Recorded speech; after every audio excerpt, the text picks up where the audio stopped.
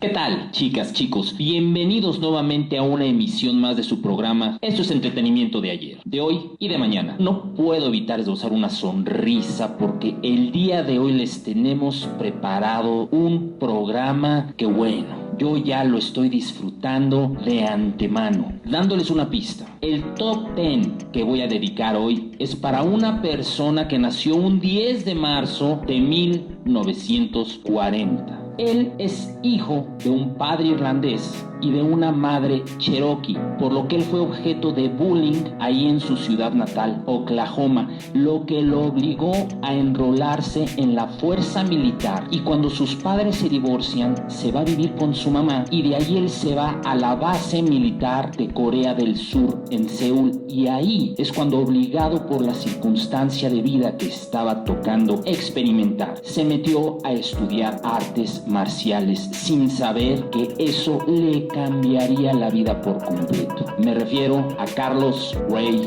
Norris. Él adoptó el nombre de Carlos porque su padre era devoto de la iglesia y el párroco de la iglesia a la que solía acudir se llamaba Carlos. Y me refiero a nadie más y nada menos que el mismísimo Chuck Norris. Sí, al que tenemos aquí atrás cuidándonos la espalda, le empezaron a decir Chuck porque sus compañeros en la base militar, cuando él perfeccionó el arte marcial que él practicaba, resulta que a la hora de dar un golpe, sus compañeros decían que lo hacía de manera tal que generaba un efecto que sonaba como si se escuchara Chuck. De ahí el término Chuck Norris, sobre el que se han dicho muchas cosas, se manejan muchas leyendas urbanas y muchos mitos. Uno que se me queda impreso en la mente es: ustedes saben que un día Chuck Norris, conduciendo su camioneta en su adorada Texas, su radiador se calienta, por lo que Chuck Norris decide orillarse, abrir el cofre, levantarse, orinar sobre el radiador, y así se dice que se dio origen a Optimus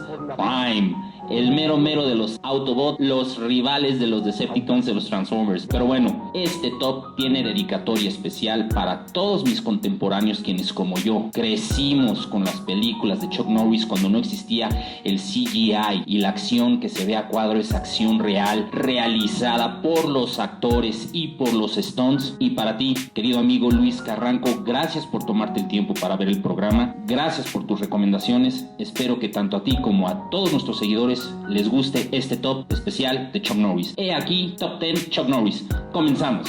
En el número 10 tenemos esta película que se titula A Force of One, la fuerza del único. Esta película se realizó en el año de 1979 con escasos 2.5 millones de dólares y nada más a nivel doméstico generó 25 millones de dólares, lo que posicionó a Chuck Norris como una potencial estrella cinematográfica rentable para los estudios. La trama gira en torno a un grupo de policías de narcóticos que están siendo misteriosamente asesinados por un arte marcialista, y por qué no, al líder del cuerpo policial se le ocurre contratar como asesor al arte marcialista más conocido del momento, que responde al nombre de Matt Logan, y obviamente este arte marcialista es nada más y nada menos que el mismísimo Chuck. El enfrentamiento final con el personaje de Ron O'Neal, quien interpreta a Rawlings, otro arte marcialista también, quien fue en la vida real un rival acérrimo de Chuck Norris en las competencias y en el ring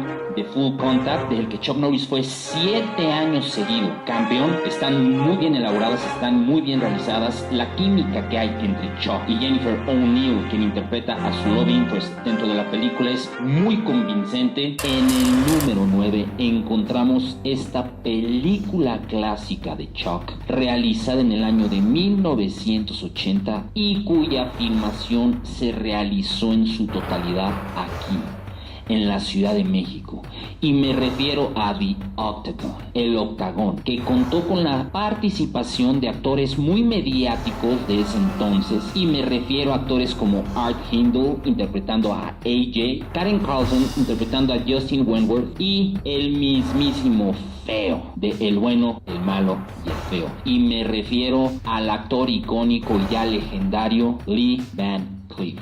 La historia gira en torno al personaje de Scott James, interpretado por Chuck, quien es un exagente de la CIA retirado, quien de repente cae en cuenta que se están dando una serie de asesinatos empleando la técnica de ninjutsu ya desaparecido, practicado por los antiguos asesinos del Oriente, mejor conocidos como ninja, lo cual lo remite a la remembranza de niño cuando su padre adoptivo, interpretado por Jun Fujioka, los entrenó a él y a su hermano político Sikura, interpretado por Tadashi Yamazaki, a quien ustedes ubicarán como el malo de American Ninja. Resulta que James se da cuenta que su hermano está detrás del entrenamiento de estos asesinos implacables y se da a la tarea de buscar a su hermano, con quien tuvo una rivalidad por un entrenamiento en el que él se ganó una espada, y después de una serie de peripecias en las que el personaje de Chuck, Scott, tiene que hacerle creer a los reclutas que él se quiere inscribir como asesino, finalmente logra dar con el paradero de su hermano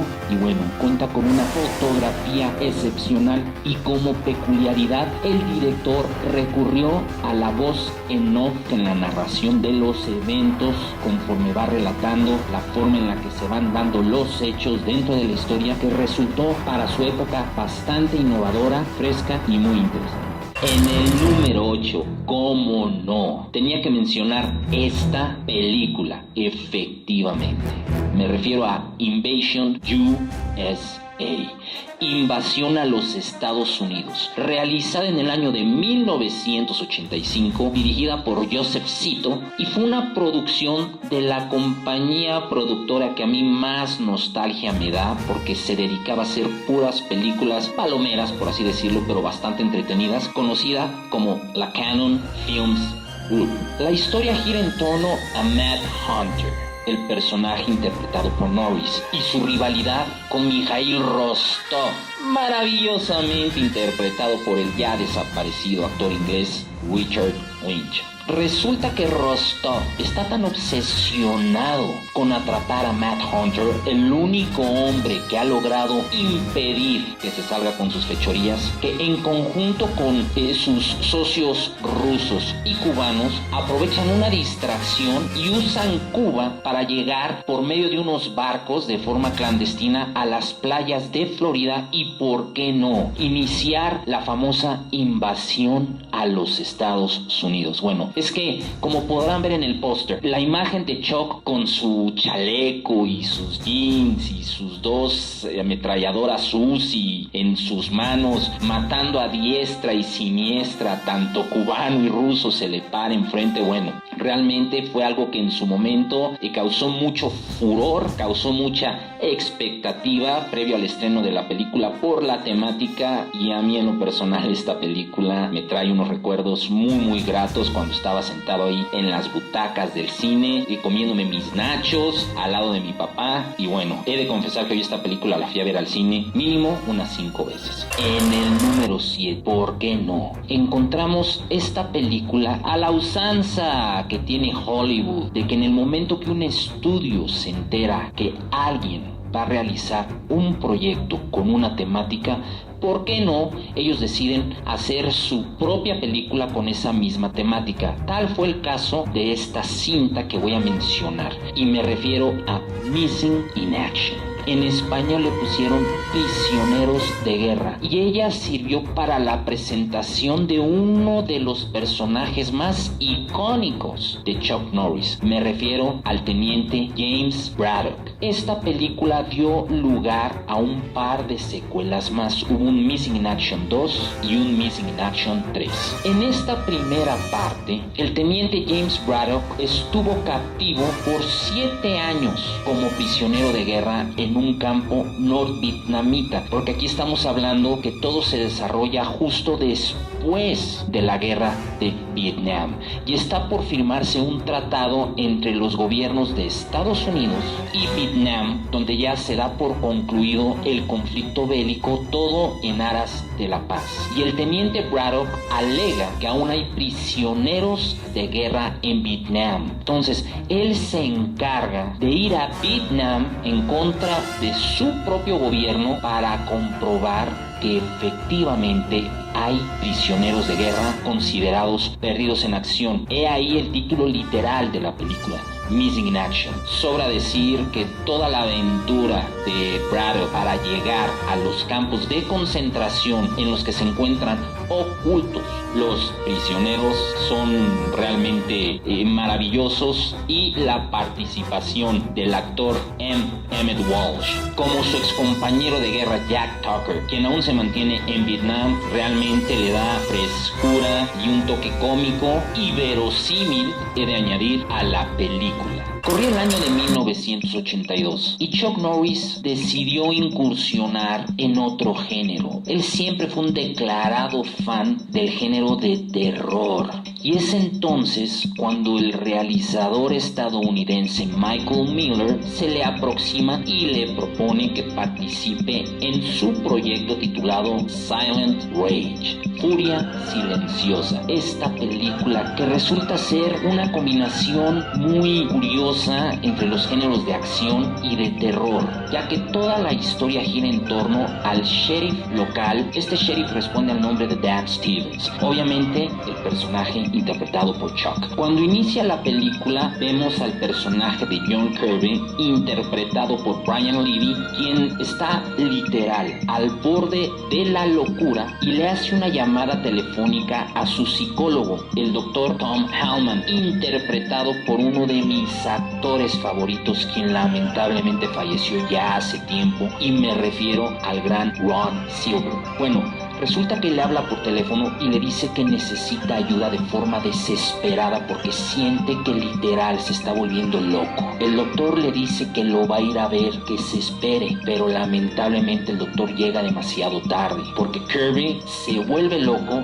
agarra un hacha y mata a todos los habitantes de la casa en la que él vive. Es cuando aparece el personaje del sheriff. Cuando se enfrentan Kirby y Stevens, de forma inevitable le disparan a algunos subalternos del sheriff, por lo que queda en su lecho de muerte el personaje de Kirby. Se lo llevan al hospital y estando ahí hay un doctor quien estaba esperando el recibir un cuerpo fresco para poder probar una droga experimental que podría resucitar a Kirby.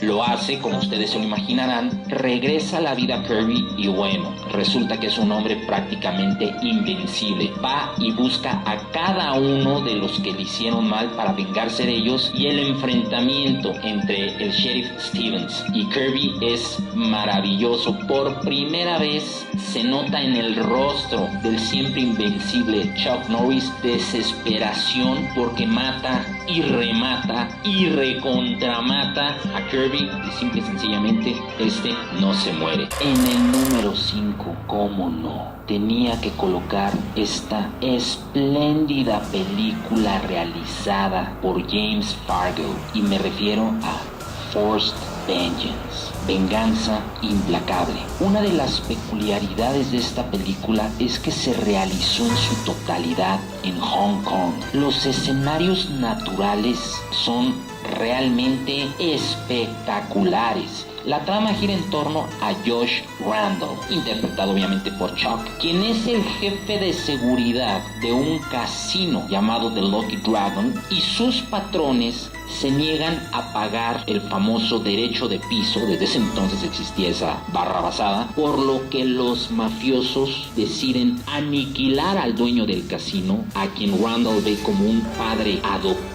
y a su hijo. Es entonces cuando el personaje de Randall se tiene que dar a la fuga, cuidando a la hija de su patrón y a su esposa, porque pasan a ser los más buscados en todo Hong Kong. Es que la forma en la que Randall le tiene que hacer frente a cada asesino que se le cruza a su paso, tal de salvaguardar a las dos mujeres que él viene cuidando, las coreografías, la fotografía que marca cada una de las secuencias de acción le da un plus maravilloso. El score de William Goldstein, por si fuera poco, es simple y sencillamente espectacular. Y la secuencia inicial, la secuencia de los créditos de entrada, donde te plantean una pelea que vemos más adelante en la película, pero que toda se hizo a contraluz, teniendo como escenario atrás un letrero luminoso,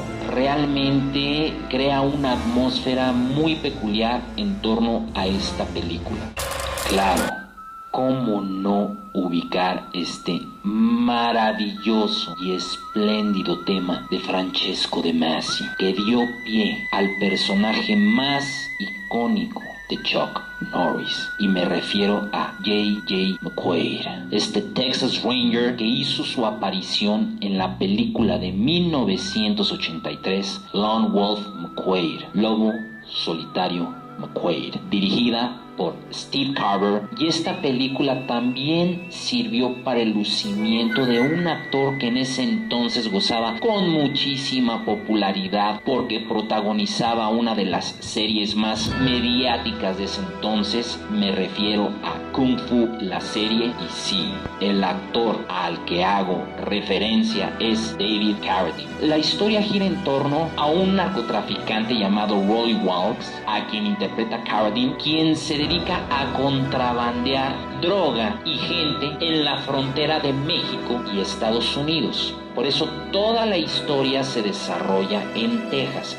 Es cuando el Texas Ranger, que impone su ley y su justicia a como da lugar J.J. McQuaid, entra a cuadro. Y bueno, evidentemente el personaje de Carradine también es conocido por su gran habilidad para practicar artes marciales. La película la realiza Carver de manera tal que tú estás expectante por el momento en el que finalmente se van a enfrentar estos dos arte marcialistas. Sobra decir que ya en la conclusión de la película se da este enfrentamiento y por cuestiones contractuales que yo de repente no entiendo, no alcanzamos a ver una resolución digna, porque resulta que el representante de Carradine estipuló en el contrato que nadie le podía ganar, al menos no a cuadro, por lo que representaba su personaje en la serie de Kung Fu. Pero bueno, al final de cuentas, el enfrentamiento entre Carradine y Norris es bastante verosímil, muy bien realizado, manejan muy bien la cámara lenta, el score, reitero, de De Masi crea una atmósfera muy peculiar en torno a la película y se cuenta también con una gran fotografía, luciendo todos los escenarios naturales tejanos en los que se realizó la película. Caray, ¿qué decir sobre esta película? Cualquiera relacionaría el nombre de Chuck Norris con películas únicamente de acción, que no te dejan nada más allá que una hora y media, hora 40 de esparcimiento, de entretenimiento y de diversión. Créanme que sí, efectivamente, ese es el caso con esta película que decidí colocar en el número 3, pero aparte de eso, te transmite un mensaje de superación, de positivismo, simple y sencillamente maravilloso. Me refiero a la película de 1992, dirigida por el hermano de Chuck Norris, me refiero a Aaron Norris, y que responde al título de Sidekicks, Juntos para Vencer. La historia es simple. Jerry Gabrowski, interpretado por Bob Bridges, un padre viudo quien por las circunstancias de vida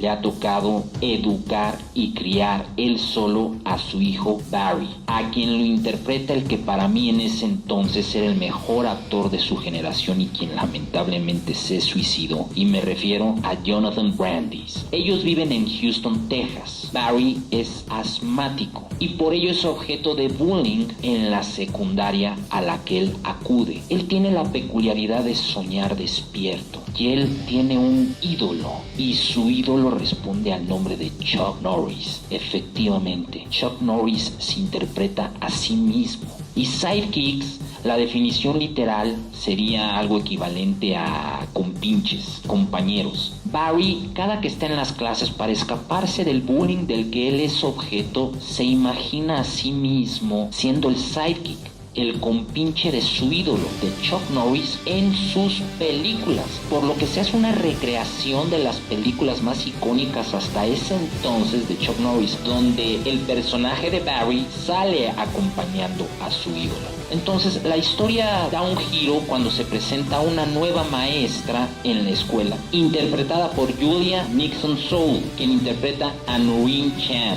y ella decide llevar a Barry con su abuelo, Mr. Lee, interpretado por el icónico actor ochentero japonés Mako. Es por medio del entrenamiento que Barry logra superar sus limitaciones físicas autoimpuestas y gracias a la disciplina del arte marcial logra superar cada uno de los obstáculos a los que él le tenía que hacer frente. El final es simple y sencillamente maravilloso. Nada más de acordarme se me eriza la piel, porque hay una competencia de artes marciales donde tienen que participar como equipo y los equipos tienen que estar conformados por 4. Deciden entrar a la competencia Mr. Lee, la maestra Chan y Barry, y cuando llegan les dicen que no los pueden aceptar porque necesariamente deben de ser 4 los integrantes del equipo. Y para la sorpresa de ellos, el juez principal del torneo va a ser el mismísimo Chuck Norris, quien decide formar parte del equipo de Barry, y así es como Barry logra concretar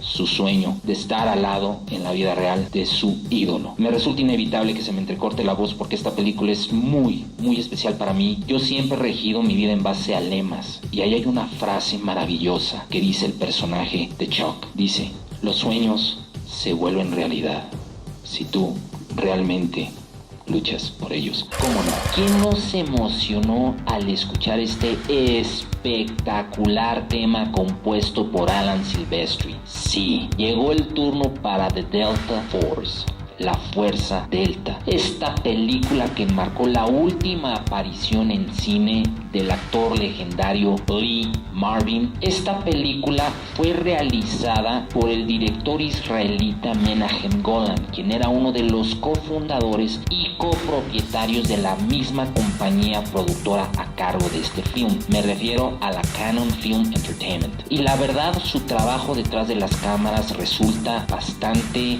agradable, muy sorprendente e innovador. Lo que a mí en lo personal me llamó muchísimo la atención fue el reparto de primeros actores y de primeras actrices que el señor Golan fue capaz de reunir en los personajes secundarios para esta película. Y estamos hablando de puros actores que en su momento o ganaron el Oscar o fueron nominados al Oscar. Nada más por citar algunos de ellos, voy a mencionar a George Kennedy, Martin Balsam, Shelley Winters, Joey Bishop, Lainie Kazan y el mismísimo Robert Forster. Y es que esta película no adolece histriónicamente hablando de nada. Las secuencias de acción están muy bien realizadas, reforzadas por uno de los scores que están dentro de mi top 10 de scores. Ya más adelante se los compartiré. Y lo que sea de cada quien, Chuck Norris como el mayor Scott McCoy y Lee Marvin como el coronel Nick Alexander están maravillosos y espléndidos en sus respectivos personajes. La trama gira en torno a unos terroristas árabes que secuestran un vuelo de la ficticia aerolínea American Travelways, un vuelo que iba en dirección de Atenas, Roma y Nueva York. Toman a los pasajeros y tripulantes como rehenes y deciden desviar el avión a Beirut. Como se imaginarán, el gobierno estadounidense no se queda cruzado de brazos, y es cuando deciden llamarle a la Fuerza Delta para que vaya y rescate a cada uno de los pasajeros que son retenidos como rehenes. Cabe señalar que esta película se realizó en el pico de la era reaganiana. Esto quiere decir que Ronald Reagan era el presidente en ese entonces de los Estados Unidos, y él decidió de una u otra forma vanagloriar a sus fuerzas armadas. Esta película fue un tributo a la operación Garra de Águila, que fue un intento fallido de este mismo comando, la Fuerza Delta, pero en la vida real, por liberar a unos rehenes que estuvieron sometidos y secuestrados en Irán. De hecho, la secuencia inicial hace referencia a ese acontecimiento real. Créanme cuando les digo que me costó mucho trabajo elegir la película número 1 para este top. Pero es que esta película, que se titula Code of Silence, Código del Silencio, del año de 1985, realizada por el extraordinario director norteamericano Andrew Davis, evidentemente emplea todo su conocimiento de la cámara, porque él, antes de volverse director, fue director de fotografía. Se nota el pleno dominio sobre la cámara, en los ángulos, en los encuadres. Te adentra en la ciudad de Chicago de una forma en la que tú juras que estás en las calles de Chicago. Y el título hace referencia al código de silencio que existe entre los policías para no hablar de más y no decir nada que incrimine a algunos compañeros de profesión. La trama gira en torno al personaje interpretado por Chuck Norris, que responde al nombre de Eddie Cusack, y un cartel de droga colombiano conocido como los Hermanos Camacho, liderado por Luis Camacho, interpretado excelsamente por Henry Silva. Resulta que entra a cuadro otro grupo de narcotraficantes que responden al apellido de Luna. Los Luna le roban droga a los Camacho, son norteamericanos contra colombianos y se desata una guerra en la que empiezan a matar a medio mundo. Es entonces cuando Cusack tiene que intervenir y de manera fortuita se ve obligado a salvar a la hija de Luna, a quien los Camacho obviamente quieren atrapar para obligar a Tony Luna, quien se ha dado la fuga, a que regrese a enfrentar las consecuencias de sus actos. Y en este ínter se está dando una investigación de la que es objeto uno de los integrantes del grupo que forman parte de la unidad especial que comanda Cusack, quien es acusado por asuntos internos por haberle disparado a un joven afroamericano y haberle puesto un arma. De ahí el famoso código del silencio. La forma en la que se va desarrollando la historia nos lleva a un punto en el que todos los compañeros de Cusack deciden darle la espalda y no apoyarlo, porque él quebranta este famoso código de silencio, y él, siendo Eddie Cusack y por qué no siendo Chuck Norris, decide hacerle frente él solo al cártel de los Camacho. Las secuencias de acción, reitero, es que a mí me gusta apuntalar, y sobre todo en este top, que las secuencias de acción están muy bien realizadas, porque estamos hablando de películas que se realizaron en su mayoría en la década de 1980, cuando no existía el famoso CGI. Entonces las explosiones, las persecuciones, las peleas son reales, y el que a ti te resulten verosímiles e impactantes aún hoy en día viendo esas películas, a pesar que ya se realizaron hace tiempo, no queda de otra más que pararse y aplaudirle a todos los realizadores, a los coordinadores de acción y a los efectos especiales. La resolución de esta película es maravillosa, haciendo referencia como siempre a la música. Esta película enmarcó la primera ocasión en la que David Michael Frank, en ese entonces conocido únicamente como David Frank, compuso un score para una película, y es una mezcla de funk con jazz que tienen que escucharlo. Por favor, no dejen de ver Code of Silence en el número 1. Y con esto concluimos nuevamente una emisión más de su programa Ex Entretenimiento de ayer, de hoy y de mañana. Esta fue mi forma de rendirle tributo a no uno de mis actores favoritos como histrión, pero sí un actor con cuyas películas me entretuve y crecí de la mano viendo sus películas. De hecho, cada que me preguntan, oye Milorra, ¿por qué te dejas la barba? Siempre digo, es que es mi Chuck Norris look, como se darán cuenta en el póster. Espero que haya sido de su agrado. Nuevamente, gracias por haberte tomado el tiempo para ver nuestro programa. Gracias por escribirnos. Recuerda, aquí está la caja para que me hagas tus comentarios, para que me hagas tus sugerencias y tus recomendaciones. Por favor, no olvides suscribirte, darnos like, activar la campana para que recibas las notificaciones cada que subamos un nuevo programa. Yo soy su amigo Milorra y recuerden, see you when I see you.